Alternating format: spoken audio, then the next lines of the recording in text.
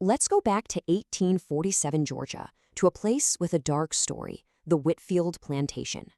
So, the master of the house dies, and instead of grief, this eerie quiet falls over everything. But his widow, Elena, she didn't mourn, she calculated. That was the first sign something was deeply wrong. She looked at her 5 daughters, not as her children, but as assets, just things to be managed. See? She was obsessed, terrified that her family's bloodline was getting weak, that her legacy was falling apart. For her, this weakness wasn't a tragedy. It was proof that the family line needed a correction, by design. A terrifying question formed in her mind. If farmers breathe strong horses, why not do the same with families? And with that logic, her daughters stopped being children. They became just vessels for a future she'd create. So who was the answer to her twisted design?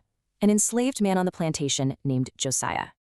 Josiah had this incredible presence, so strong and dignified, he even made the overseers nervous. But to Elena, he wasn't a man at all. He was just potential, a component for her horrifying plan. And the thing is, this awful plan was never actually spoken. It just existed, in the silence, in the looks. The first to figure it out was Marianne, the eldest daughter, and her fear quickly turned into resolve. But when Elena finally made her demands, Josiah refused. He drew a line her power could not cross. So now, there was only one option left. Marianne and Josiah began to meet in secret, planning their escape. The plan itself was desperate and simple. Wait for a dark night, take nothing, and just run for the river.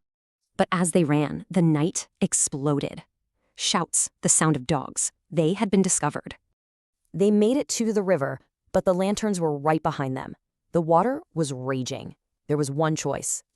Without a second thought, Josiah took her hand and they stepped into the black water together, disappearing completely. And here's the thing, they were never found. No bodies, no trace, just gone. And that kind of mystery lasts. Without her perfect plan, Elena just unraveled. Her control was gone. And eventually, she too simply disappeared. After she vanished, the plantation itself started to die. Its legacy of power rotted into a whispered warning. People who lived there later, they talked about footsteps, doors opening, and strange figures seen in the halls and by the river. So it really makes you wonder, doesn't it? When people try to bury a dark history, can a place refuse to forget?